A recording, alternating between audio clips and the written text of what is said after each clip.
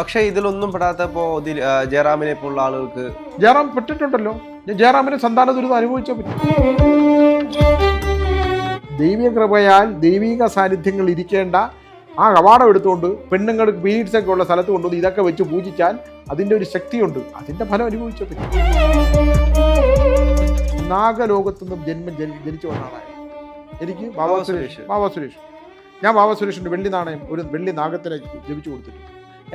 എപ്പോൾ നാഗപൂജ ചെയ്യുമ്പോഴും ഞാൻ സുരേഷിന് വേണ്ടി ഒരു കർമ്മം ചെയ്യും. ഇതൊക്കെയാണ് നമ്മുടെ മലയാളികളുടെ ഏറ്റവും വലിയ പ്രശ്നം. ഒരാളെ അംഗീകരിക്കാൻ പറ്റില്ല. എന്തിന് തർക്കിക്കുന്നു? നിങ്ങളുടെ വിശ്വാസ പ്രമാണങ്ങളെ നശിപ്പിക്കാവുന്ന വിധത്തിൽ, സമൂഹത്തിനെ ദോഷപ്പെടുത്തുന്ന വിധത്തിൽ, വ്യക്തികളെ നശിപ്പിക്കാവുന്ന വിധത്തിൽ എനിക്കറിഞ്ഞോളാത്തൊരു വ്യക്തിയെക്കുറിച്ച് ഞാൻ സംസാരിക്കുന്നു. മരണം എന്ന് പറയുന്ന ശാശ്വതമായ സത്യത്തിനെ അതിജീവിക്കാൻ ഒരാൾക്കും പറ്റില്ല. അതിനൊരു മന്ത്രങ്ങളുമില്ല. നീ മരണസമയത്ത് മരിച്ചേ പറ്റൂ. ഈ വല്ല ജ്യോത്സ്യ പണ്ഡിതന്മാർ ഇതുപോലെ ഈ മുരാരിയെ പോലുള്ള വല്ലതും പറഞ്ഞാൽ അവർ കുറേ പണം ഉണ്ടായിക്കൊണ്ടുപോകും. യഥാർത്ഥത്തിൽ നമ്മൾ തന്നെ സ്വയം ചിന്തിക്കണം. നമുക്ക് എവിടെയാണ് അബദ്ധം പറ്റിയത്? എന്തൊക്കെയാണ് നമുക്ക് പറ്റിയ കാരണങ്ങൾ? ഇതിൽ നിന്ന് നമുക്ക് എങ്ങനെ രക്ഷപ്പെടാൻ പറ്റുന്നത്?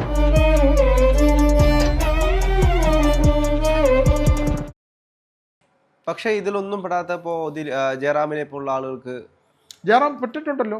ജയറാമിന് സന്താന ദുരിതം അനുഭവിച്ചേ പറ്റൂ. കാരണം ചെയ്തിട്ടുണ്ടെങ്കിൽ ജയറാം ചെയ്തത് ജയറാം സ്വർണ്ണം അടിച്ചു മാറ്റിയിട്ടുണ്ടോയെന്ന് ഞാൻ പറയില്ല.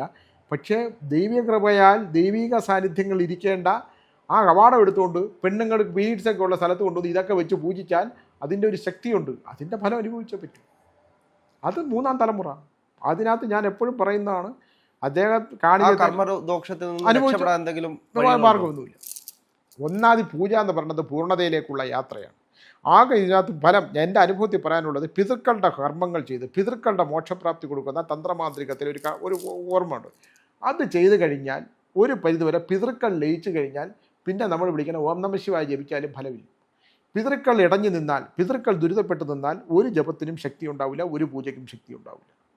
പിതൃക്കളെ അപ്പോൾ ലയിപ്പിക്കാൻ പിതൃക്കൾ ലയിപ്പിക്കുക എന്ന് പറയുന്ന ഒരു കർമ്മമാണ്. അത് താന്ത്രിക കർമ്മത്തിലുണ്ട്. അല്ലാതെ നമ്മളിപ്പോൾ അമ്പലത്തിൽ പോയി എല്ലാ അമാവാസിനും ബലിയിട്ട് കുറേ മന്ത്രം ചൊല്ലി കുറേ വായ്ക്കരി ഇട്ടിട്ട് ഇതിനെ കൊണ്ടുവന്ന് വെള്ളത്തിൽ ഒഴുകി കളയുന്നൊന്നുമല്ല. യഥാർത്ഥത്തിൽ തന്ത്രമാന്ത്രികങ്ങൾക്കകത്ത് ഒരു പ്രേതാത്മാവിനെ, മരിച്ചുപോയ ആത്മാവിനെ, ദുർമരണം സംഭവിച്ച ഒരു ആത്മാവിനെ എങ്ങനെയാണ് മോക്ഷപ്രാപ്തി കൊടുക്കുന്ന ഒരു ചടങ്ങുണ്ട്.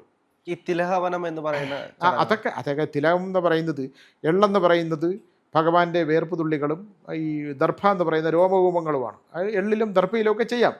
ഇതൊക്കെ നമുക്ക് ചെയ്യാൻ പറ്റുന്ന പരിമിതമായ കാര്യങ്ങൾക്കകത്ത് വെച്ചൊരു വിശ്വാസം അനുസരിച്ച് ചെയ്യാം. പക്ഷെ ഇതുകൊണ്ടൊന്നും ദുർമരണം സംഭവിച്ച ഒരു പ്രേതാത്മാവിന് മോക്ഷപ്രാപ്തി കിട്ടില്ല. ഇപ്പോൾ സന്താനങ്ങളില്ലാത്ത ഒരാൾ സന്താനം ജനിക്കണമെങ്കിൽ ഒരാൾ പുനർജനിക്കണം ആഗ്രഹത്തോടുള്ള ആ കുടുംബത്തിലെ ഈ പ്രേതബന്ധം ഉണ്ടെങ്കിൽ ജനിക്കില്ല സന്താനം. ഇപ്പം നമുക്ക് അത്ഭുതങ്ങളൊന്നും കാണിക്കാൻ പറ്റില്ല, ഫലങ്ങൾ പറഞ്ഞു കൊടുക്കാൻ പറ്റും. പിന്നെ സന്താനങ്ങൾ അനുഭവിക്കുക യോഗം ഉണ്ടെങ്കിൽ ഇത് ചെയ്തു നോക്കൂ.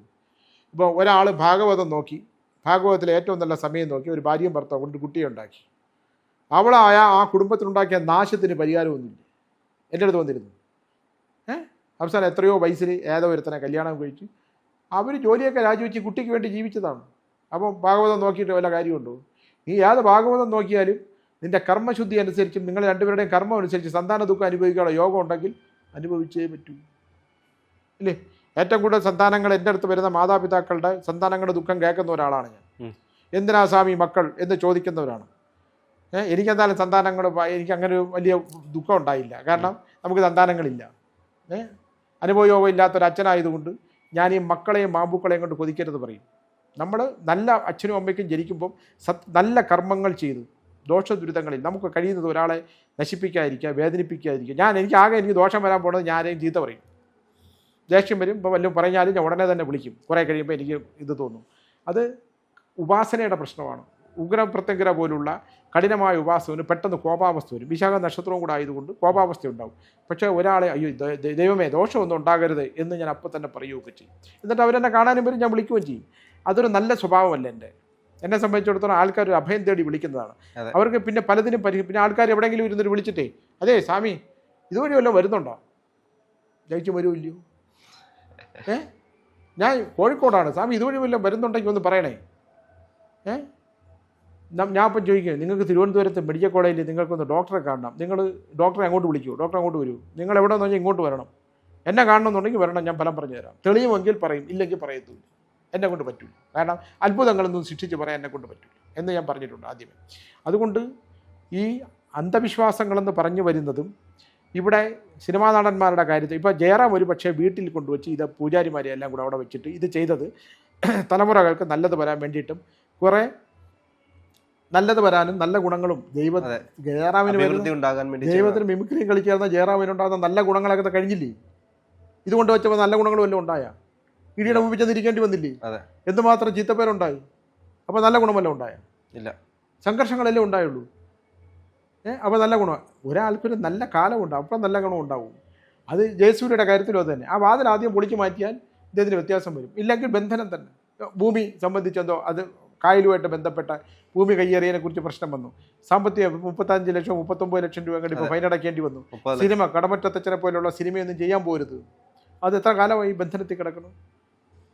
ഇതെല്ലാം തന്നെ ഈ വല്ല ജ്യോത്സ്യ പണ്ഡിതന്മാർ ഇതുപോലുള്ള ഈ മുരാരിയെ പോലുള്ള വല്ലതും പറഞ്ഞാൽ അവർ കുറേ പണം ഉണ്ടായിക്കൊണ്ടു പോകും. യഥാർത്ഥത്തിൽ നമ്മൾ തന്നെ സ്വയം ചിന്തിക്കണം, നമുക്ക് എവിടെയാണ് അബദ്ധം പറ്റിയത്, എന്തൊക്കെയാണ് നമുക്ക് പറ്റിയ കാരണങ്ങൾ, ഇതിൽ നിന്ന് നമുക്ക് എങ്ങനെ രക്ഷപ്പെടാൻ പറ്റുന്നത്, എന്തൊക്കെയുള്ള കാര്യങ്ങളുണ്ട്. ഇത് മറ്റുള്ളവരെ സ്വയം നമ്മൾ തന്നെ ചിന്തിച്ച് വിലയിരുത്തിക്കൊണ്ട് മാറ്റം ഉണ്ടായെങ്കിൽ നമുക്ക് ചെയ്യാം.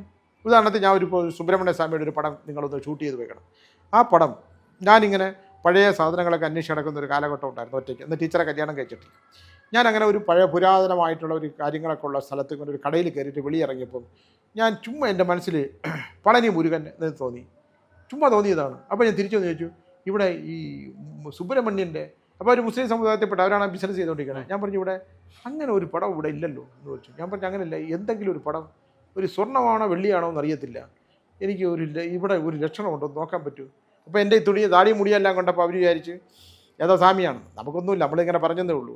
കുറച്ച് കഴിഞ്ഞപ്പോൾ ഇയാൾ ഒരാളെ വിളിച്ചിട്ട് പറഞ്ഞു, എടാ ഇവിടെ വല്ല എന്തൊരു സ്വാമി എന്ന് ചോദിച്ചു. ഞാൻ പറഞ്ഞു, ഇങ്ങനെ സുബ്രഹ്മണ്യ സ്വാമിയാണ് എന്ന് ചോദിച്ചു. ഞാൻ പറഞ്ഞു, ഇങ്ങനെ മുരുകൻ സ്വാമിയാണ്, വെള്ളിയിലാണ് ലക്ഷണമുള്ളത് എന്ന് പറഞ്ഞു. അവിടെ ഇരിക്കാൻ പറഞ്ഞു. ഒരു മണിക്കൂർ കഴിഞ്ഞപ്പം ഒരാളൊരു പൊളിഞ്ഞ ഈ കാണുന്ന പടം എടുത്തുകൊണ്ട് വന്നു, പൊളിഞ്ഞ് തകർന്ന് ഉള്ള പടം. ഞാൻ ഇതേപോലെ ഈ പടം കൊണ്ട് എനിക്ക് ഇതിങ്ങനെ തോന്നുന്ന കാരണമുണ്ടല്ലോ, ഞാൻ ഇതുകൊണ്ട് ഈ ഭൃഹുനാടിയിൽ പോയി. ഭൃഹുനാടിയിൽ നാടിയുണ്ട്. ആ ഭൃഹുനാടി ചെന്നപ്പോൾ ഈ സംഭവം, ഇത് തമിഴ്നാട്ടിലെ ഒരാൾ 150 പേർ പഴക്കമുള്ള അന്ന് കോൺഗ്രസിൻ്റെ നേതാവായിരുന്ന ഒരാളുടെ വീട്ടിൽ പൂജിച്ചിരുന്നതാണ് ഈ പടം, ഈ പ്രതിമ. ഇത് അദ്ദേഹത്തിന് 2-3 ഭാര്യമാരുണ്ടായിരുന്നു. കോൺഗ്രസിൻ്റെയൊക്കെ ഇലക്ഷന് സംഭവമൊക്കെ പറഞ്ഞ് അടിയും പിടിയൊക്കെ ഉണ്ടായി, ബഹളമൊക്കെ ഉണ്ടായി, മക്കൾ തമ്മിൽ അടിയായി, പ്രശ്നമായി, കുടുംബം മുഴുവൻ ശിഥിലമായി പോയപ്പം വീട് ജിപ്തി ചെയ്തപ്പം ആരാണ്ട് പോയി മേടിച്ച് വിറ്റ് കൊണ്ടുവന്നിട്ടിരുന്നതാണ്. ആ പടമാണ് ഈ പടം. ഈ പടം കാന്തല്ലൂർ സ്വാമിയുടെ വീട്ടിൽ വർഷങ്ങൾ 100 വർഷത്തിന് ശേഷം വന്നിരുന്ന് ഇവിടെ ഞാൻ പൂജിക്കാറില്ല, ഞാനതിന് അത്രയും പവറുള്ളൊരു സാധനമാണ് മുരുകൻ. വള്ളിയും ദേവയാനിയുമാണ് പടം. അപ്പോൾ തമിഴ്നാട്ടിലെ ഒരു സ്ഥലം, ആ സ്ഥലം ഞാൻ പറയാൻ പറ്റില്ല എനിക്ക്, ആ സ്ഥലത്ത് നിന്ന് എല്ലാ സൗഭാഗ്യങ്ങളും കൊടുത്തൊരു പടം ഇത്രയും വർഷത്തിന് ശേഷം എൻ്റെ അടുത്ത് വരികയും അത് ഇത്രയും ഭംഗിയായിട്ട് ഞാനിത് ഫ്രെയിം ചെയ്ത് ഇതിവിടെ സൂക്ഷിക്കുകയും, ഞാൻ പൂജിക്കാറില്ല, കാരണം ഞാൻ ഈ ഫോട്ടോ ഫ്രെയിം ചെയ്ത് പൂജിക്കാറില്ല, ഞാനത് വെറുതെ വെക്കാറേ ഉള്ളൂ. ടീച്ചറിനിടയ്ക്ക് ചന്ദ്രത്തിരിയൊക്കെ കാണിക്കുമെന്ന് തോന്നുന്നു. അപ്പോൾ അതിനൊരു നിയോഗമുണ്ട്, കാരണം ആ പടം അത്രയും ശുദ്ധമായിട്ട് ഈ പടം ഇങ്ങനെ കാണണം എന്നുണ്ടെങ്കിൽ അതിന് നിയോഗമുണ്ട് ഇല്ലേ? അപ്പോൾ ഒരു ശക്തി നമുക്ക് അതിനകത്തുണ്ട്. ഇങ്ങനെ ഒരുപാട് ഉദാഹരണങ്ങളുണ്ട്. എനിക്ക് ബോധ്യപ്പെടണം, ഇതാണത് ബോധ്യപ്പെടണം. എന്തിന് ബോധ്യപ്പെടണം? എന്നെ സംബന്ധിച്ചിടത്തോളം ഇതിനെക്കുറിച്ചൊന്നും യാതൊരു ജ്ഞാനവുമില്ല. ഫലം വന്നാൽ ഫലം പറയും, പേരും പറയും, ഫലവും പറയും, വിഷയങ്ങളും പറയും, സംഭവിക്കാൻ പോകുന്നതിനെക്കുറിച്ച് പറയും. കഴിഞ്ഞ ദിവസം ഇവിടെ ഒരാൾ വന്നു, അയാൾ വിദേശത്തു നിന്ന് വന്നതാണ്. അപ്പോൾ അദ്ദേഹത്തിൻ്റെ, എനിക്കറിയാവുന്ന ഒരാൾ, സജിത്ത് എന്നാണ് പേര്. അപ്പോൾ അദ്ദേഹത്തിന് എൻ്റെ അടുത്ത് വന്ന് പറഞ്ഞു, സ്വാമി ഇങ്ങനെ ആശുപത്രിയിലാണ് പുള്ളി. ഞാൻ പറഞ്ഞു, 17-ാം തീയതി മൃത്യു സംഭവിക്കും. ഈ 17-ാം തീയതി മൃത്യുവിനെ മാറ്റാൻ പറ്റില്ല. മൃത്യുവിൻ്റെ ലക്ഷണം എന്ന് പറഞ്ഞാൽ ഈ 17-ാം തീയതി ഇദ്ദേഹം മരിച്ചേ പറ്റുള്ളൂ. അപ്പം പറഞ്ഞു. അപ്പം ഞാൻ ചോദിച്ചതാ, ഇന്ദിര എന്ന് പറഞ്ഞ പേരുള്ള ആരാണ്? അത് അമ്മയുടെ അനിയത്തിയാണ്. അവരിങ്ങനെയാണോ മരിച്ചത്? ഇങ്ങനെ മരിച്ചു. ഇയാൾക്ക് അമ്മയേക്കാൾ കൂടുതൽ സ്നേഹം ഇവരോടായിരുന്നു. ഞാൻ അദ്ദേഹത്തിൻ്റെ ഒരു ഇൻ്റർവ്യൂ ഒന്ന് ചോദിച്ചു നോക്കണം. അദ്ദേഹത്തിന് എൻ്റെ ഒരു ഇൻ്റർവ്യൂ ടീച്ചറിൻ്റെ ചോദിച്ചാൽ നമ്പർ തരും. അപ്പോൾ അങ്ങനെയായിരുന്നു.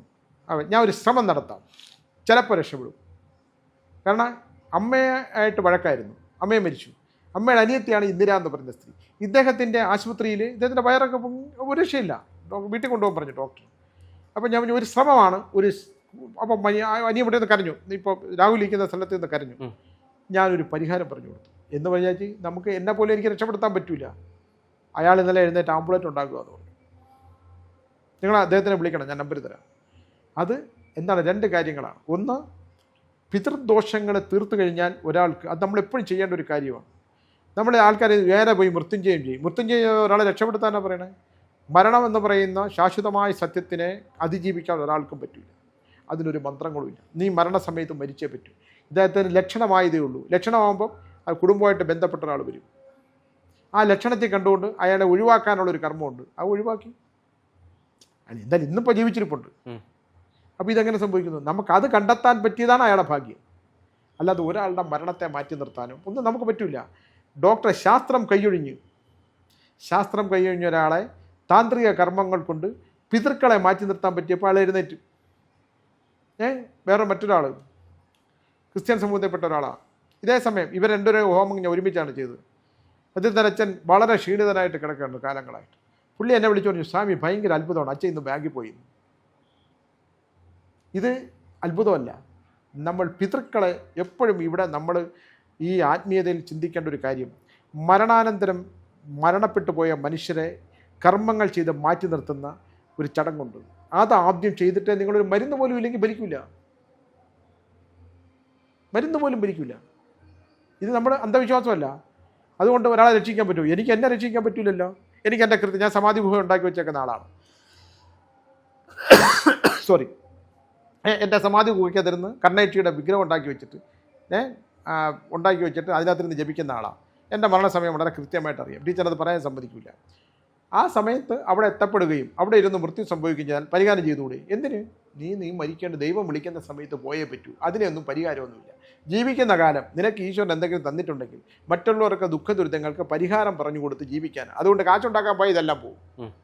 ഞാൻ മുരാരി തന്ത്രിയെ പോലെ എല്ലാം പോകും. ഇതൊക്കെ നമുക്കാവാം, എല്ലാ കാര്യങ്ങളും ചെയ്യാം. എനിക്ക് ഏറ്റവും ഇഷ്ടം എഴുതുന്നതാണ്. പിന്നെ ഞാനിപ്പോൾ ഫലങ്ങൾ പറയും. അത് ഞാൻ ലിമിറ്റ് ചെയ്ത് 20 പേരെ ഒരു ദിവസം 20 പേര് വെച്ച് മാസത്തിൽ 5 ദിവസം പറയും. മാടന്തപുരാൻ ക്ഷേത്രത്തിലാണ്. നേരത്തെ ബുക്ക് ചെയ്താൽ ഞാൻ ഫലം പറഞ്ഞു കൊടുക്കുകയും ചെയ്യും. ഇവരുടെ നിന്ന് പണം ഈടാക്കുന്നുണ്ടോ?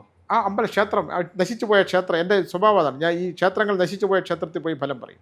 ഇപ്പോൾ ക്ഷേത്രത്തിൽ 1000 രൂപ കൊടുക്കണം, ഞാൻ 1 രൂപ നാണയം കൊടുക്കും. ബാക്കി ക്ഷേത്രം പുരോഗമിക്കണ്ടേ? ക്ഷേത്രത്തിൽ നിന്ന് ഞാൻ വാങ്ങിച്ച് വീട്ടിൽ കൊണ്ടുവന്ന് പുട്ടടിച്ചാലല്ലേ ഒരു പ്രശ്നമുള്ളൂ. ഇതൊന്നും ചെയ്യുന്നില്ലല്ലോ. ആ ക്ഷേത്രം ഞാൻ ഒറ്റയ്ക്ക്, ഒരു പിരിവ് പോലും ഇല്ല. അവിടെ ഞാൻ യക്ഷിയെ പ്രതിഷ്ഠിച്ചിട്ടുണ്ട്, മാടന്തപുരാനെ പ്രതിഷ്ഠിച്ചിട്ടുണ്ട്, നാഗങ്ങളെ പ്രതിഷ്ഠിച്ചിട്ടുണ്ട്. അത് നിലനിർത്തിക്കൊണ്ട് പോവുകയാണ്. ആ ക്ഷേത്രം നിലനിർത്താനായിട്ടുള്ള കാര്യങ്ങൾ ഉണ്ടായേ പറ്റൂ. അതിന് ഞാൻ 500 ആൾ കൂടിയപ്പോൾ 1000 ആക്കി.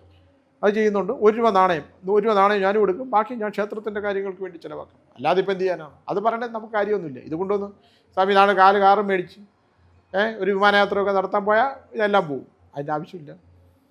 അതുകൊണ്ട് ഇവിടെ ഞാൻ പറഞ്ഞു വന്നത്, ഇവിടെ പ്രേതങ്ങളെ കുറിച്ച് പറയുന്നവരും തന്ത്രശാസ്ത്രങ്ങളെ കുറിച്ച് പറയുന്നവരൊക്കെ ഒരുപാട് അറിവുള്ളവരാണ്. നമുക്ക് അത്ര അറിവുകളൊന്നുമില്ല. പിന്നെ ഇന്ന് വിഡ്ഢിത്തങ്ങളൊക്കെ പറഞ്ഞ് ഒരാളെ ഇല്ലാതാക്കാൻ ശ്രമിച്ചാൽ അതിന് മറുപടി വളരെ കൃത്യമായിട്ട് പറയാനും അവരോട് യാതൊരു തർക്കത്തിനും ഞാൻ ഇരിക്കുന്നിടത്ത് വരണം. അവിടെ ഇരുന്ന് പറഞ്ഞിട്ട് കാര്യമൊന്നുമില്ല. വല്ല കസേരയിൽ ഇരുന്നുകൊണ്ട് പ്രേതഭൂമിയിലെ പ്രേതങ്ങളുടെ കാര്യങ്ങളൊക്കെ പറഞ്ഞാൽ അതൊന്നും ഞാൻ അവിടെ എടുക്കില്ല. തമ്മിൽ തർക്കത്തിന് വന്നു കഴിഞ്ഞാൽ നിങ്ങളോട് എന്ത് ഞാൻ തർക്കിക്കുന്നത്? വല്ല കാര്യമുണ്ടോ? അങ്ങനെയുള്ള ഊർജ്ജമൊന്നും അല്ല. ഞാൻ ചോദിക്കുന്നത്, എന്തിന് തർക്കിക്കണം? ഒരാൾക്ക് തർക്കം നിങ്ങളുടെ വിശ്വാസ പ്രമാണങ്ങളെ നശിപ്പിക്കാവുന്ന വിധത്തിൽ, സമൂഹത്തിനെ മോശപ്പെടുത്തുന്ന വിധത്തിൽ, വ്യക്തികളെ നശിപ്പിക്കാവുന്ന വിധത്തിൽ. എനിക്കറിഞ്ഞോളാത്തൊരു വ്യക്തിയെക്കുറിച്ച് ഞാൻ സംസാരിക്കില്ല. എനിക്ക് അയാളെക്കുറിച്ച് അറിയില്ല. അയാളെ ജ്ഞാനത്തെക്കുറിച്ച് അറിയില്ല. അയാളുടെ കാഴ്ചപ്പാടുകളെക്കുറിച്ച് അറിയില്ല. അയാളുടെ സഞ്ചാരത്തെക്കുറിച്ച് അറിയില്ല. പലരും നിശബ്ദരായിരിക്കും. ഞാൻ ചോദിച്ചു, അവധൂതന്മാർ മിണ്ടൂ? ഇല്ല, മിണ്ടത്തില്ല. ഞാനന്ന് അവിടെ നമ്മൾ തമ്മിൽ പ്രോഗ്രാമിനകത്തും നമ്മൾ ചെയ്തതെന്താണ്? ഞാൻ മിണ്ടാതിരുന്നു. ഞാൻ പറഞ്ഞത് ഈ സിദ്ധികളെക്കുറിച്ച് അടച്ചാക്ഷേപിച്ചപ്പോൾ ഞാൻ പറഞ്ഞത് ഇതൊക്കെ എല്ലാവർക്കും പറ്റുന്നതാണ്, നിങ്ങൾ എങ്ങനെ കാണുന്നു എന്നുള്ളതാണ്. നേരത്തെ പറഞ്ഞ പോലെ അതൊന്നും കേൾക്കാനും തയ്യാറില്ല. കലാപഭൂമിയായിരുന്നത്. ഇപ്പോൾ കഴിഞ്ഞ ദിവസം ബാബാ സുരേഷിന് എനിക്ക് വളരെ വിഷമമുണ്ടാക്കിയൊരു കാര്യമാണ്. ബാബാ സുരേഷിനെ ഏറ്റവും അടുത്ത് എത്ര വർഷങ്ങളായിട്ട് അറിയാവുന്ന ഒരാളാണ്. അദ്ദേഹത്തിനെതിരെ ഇവിടെ ഫോറസ്റ്റിലെ കുറേ ആൾക്കാർ വന്നിരുന്നു. എന്ത് മോശമായിട്ട്, എന്ത് മ്ലേച്ഛമായിട്ടാണ് സംസാരിച്ചത്. എന്തൊരു ആ മനുഷ്യനെ ദൈവമായ നാഗലോകത്തുനിന്ന് വന്ന ബാബാ സുരേഷ്, അറിയോ? നാഗലോകത്തുനിന്നും ജനിച്ചു വന്ന ആളായിരുന്നു. എനിക്ക് ബാബാ സുരേഷ് ഞാൻ ബാബാ സുരേഷിൻ്റെ വെള്ളി നാണയം, ഒരു വെള്ളി നാഗത്തിനെ ജപിച്ചു കൊടുത്തിട്ടുണ്ട്. എപ്പോൾ നാഗപൂജ ചെയ്യുമ്പോഴും ഞാൻ സുരേഷിന് വേണ്ടി ഒരു കർമ്മം ചെയ്യും. എന്നെ വല്ലപ്പോഴേ വിളിക്കാറുള്ളൂ. അയാൾക്ക് പെട്രോൾ അടിക്കാൻ പൈസയില്ല എന്ന് വല്ലയിടത്തും പോകാൻ. അയാളെയൊക്കെ ഇങ്ങനെ അടച്ചാഴ്ച. ഞാൻ ചോദിക്കട്ടെ, അവിടെയൊക്കെ ഇവരെന്ന് പറയുന്നത് ഇദ്ദേഹത്തിന് പഠിച്ചതല്ലേ ഈ ഫോറസ്റ്റുകാർ? ഇവിടെ നാഗങ്ങൾക്ക് സാന്നിധ്യം ഉണ്ടെന്നും ഇത്രയും വലിയ പാമ്പുകൾ ഈ വർഗ്ഗത്തിൽപ്പെട്ടതാണെന്നും ഇത് മുട്ടയിടുന്ന സമയമാണെന്നും ഇവൻ വന്ന് വെയിറ്റ് ചെയ്യുന്നത് ഇന്നതിന് വേണ്ടിയിട്ടാണെന്നും പറഞ്ഞു തരുന്ന വേറെ ഇതിനു മുമ്പ് ആരെങ്കിലും ഉണ്ടായിട്ടുണ്ടോ? ഇല്ല. അദ്ദേഹമാണ് പരിശീലനം കൊടുത്തത്. അദ്ദേഹത്തിനെ ഇല്ലാതാക്കാൻ തർക്കഭൂമി. ഇതൊക്കെയാണ് നമ്മുടെ മലയാളികളുടെ ഏറ്റവും വലിയ പ്രശ്നം. ഒരാളെ അംഗീകരിക്കാൻ പറ്റാതെ, ഒരാളെ അംഗീകരിക്കില്ല. എനിക്ക് വളരെ കഷ്ടം തോന്നി. വാവ സുരേഷ് പോരുതായിരുന്നു. ഞാൻ നമ്മളൊക്കെ എനിക്ക് പിന്നെ അറിവില്ല നിങ്ങൾ വെച്ചോ. എനിക്ക് ഒരു കാര്യത്തെക്കുറിച്ച് ഞാൻ ഇപ്പോഴും നിങ്ങളുടെ അടുത്ത് വളരെ വ്യക്തമായിട്ട് പറയാം. എൻ്റെ മുമ്പിൽ ഒരാൾ വന്നാൽ ഒരു നാണയം വെച്ചാൽ ഞാൻ ഫലം പറയും. ഇതൊക്കെയാണ്. തെറ്റണമെങ്കിൽ തെറ്റും, എല്ലാം ശരിയാവണമെന്നൊന്നുമില്ല. ഇന്ന് വരെ ഒന്നും തെറ്റിയിട്ടില്ല. പരിഹാരമുള്ളതിനൊക്കെ ഉണ്ടായിട്ടുണ്ട്. ആയിരക്കണക്കിന് ആൾക്കാരുണ്ട് സ്വാമി എന്ന് പറഞ്ഞ് വിളിക്കുന്നു. ഇത് ഞാൻ സാമ്പത്തിക നേട്ടത്തിന് ഉണ്ടാക്കാനും പോകുന്നില്ല, അതിൻ്റെ ആവശ്യമില്ല. വാവ സുരേഷിനെ പോലുള്ളത് അതല്ല. ഇന്ന് ആലോചിച്ച് നോക്കണം. ഞാൻ ഇടയ്ക്കാലത്ത് വാവയെ ഇങ്ങനെ മെസ്സേജ് ഇട്ട്, വാവ ഇത് ഈ സമയം ഒന്ന് ശ്രദ്ധിക്കണം, അനുകൂലമല്ല എന്ന് ശ്രദ്ധിച്ചിട്ടുണ്ട്. ശരി സ്വാമി, ഇന്ന് മറുപടിയും വരും. നാഗങ്ങളെ രാവിലെ ഈ ചെളി കിടക്കുന്നതിനെ കുളിപ്പിച്ചിട്ട് വീട്ടിൽ പോകുന്ന ആളാണ്. ഇന്ന് രാവിലെ എഴുന്നേറ്റ് എല്ലാത്തിനും പുള്ളി കുളിപ്പിക്കും, മനുഷ്യനെ കൊച്ചിനെ കുളിപ്പിക്കുന്ന പോലെ. ഒരെണ്ണത്തിനെ പുള്ളി ഉപദ്രവിക്കത്തില്ല. അയാൾ അദ്ദേഹത്തിനെയൊക്കെ നശിപ്പിക്കാൻ ദൈവതുല്യനായിട്ട് കാണേണ്ട ആളിനെയൊക്കെ വിളിച്ച് ഫോറസ്റ്റിൽ വന്നിരുന്ന കുറേ പേര് പഠിച്ചിട്ട് പാമ്പിൻ്റെ വാലിലും തലയിലും ഒക്കെ പിടിച്ച് അങ്ങും ഇഞ്ഞും പിടിച്ച് ഓടക്കില്ല. അവർ പിടിക്കണ വാവ സുരേഷ് പാമ്പിന് പിടിക്കണവരാണ്. അവിടെ അതിനകത്തൊരു സ്ത്രീ ഉണ്ടായിരുന്നല്ലോ ഫോറസ്റ്റ് ജോലിയുള്ള, അങ്ങനെയാണ് പിടിക്കുന്നത്. വാവ സുരേഷിനെ കാണാം, പുള്ളി ഒരു ഭയമില്ലാതെ അതിൻ്റെ പണത്തിൻ്റെ മുകളിൽ ഇങ്ങനെ കൈ വായിച്ചു. കാരണം പുള്ളിയുടെ എനർജി അതാണ്. നാഗം കൊത്തൂല. കൊത്തുന്നതിനൊക്കെ ഇദ്ദേഹത്തിന് ആ വിഷം തൊടുമ്പം നമ്മളെ നളൻ എന്ന് പറഞ്ഞൊരു നടനുണ്ടായിരുന്നു. നളൻ കാട്ടുതീയിൽപ്പെട്ട ഒരു കാർക്കോടക നാഗത്തിനെ പിടിച്ചു. അത് നഖം അപ്പം തന്നെ കൊത്തി. ഇയാളെ നഗരം മാറിപ്പോയി. അപ്പം നളൻ പോയിട്ട് ഏതോ രാജാവിൻ്റെ പിന്നെ തേരാളിയായിട്ട് ജോലി ചെയ്തു. അതുപോലെയാണ് ആ പാമ്പ് കൊത്തിയത് ഊർജ്ജം വീണ്ടും കൊടുത്തതാണ്. ഒരു അവയവം പോയേ പറ്റൂ, അതിനൊരു കാരണമായി എന്നുള്ളതേ ഉള്ളൂ. അല്ലേ? വാവ സുരേഷിനെ നശിപ്പിക്കാൻ ശ്രമിക്കുന്നതൊക്കെ അതൊക്കെ മൂല്യമുള്ള വർത്തമാനവുമല്ല, മൂല്യമുള്ള വാർത്തകളുമല്ല. ഇതൊക്കെ ബോധപൂർവ്വം ഒരാളെ, അത് വൈരാഗ്യമില്ലേ, വൈരാഗ്യത്തോടുകൂടിയല്ലേ സംസാരിക്കുന്നത്. ഇവരാരെങ്കിലും അത് ചെയ്യൂ? കൊടും നാഗങ്ങളെ, ഘോര നാഗങ്ങളെ. ഈ വാവ സുരേഷ് പിടിക്കുന്ന പല നാഗങ്ങളും കാർക്കോടകനെ പോലുള്ള കമ്പലൻ എന്ന് പറഞ്ഞൊരു നാഗമുണ്ട്.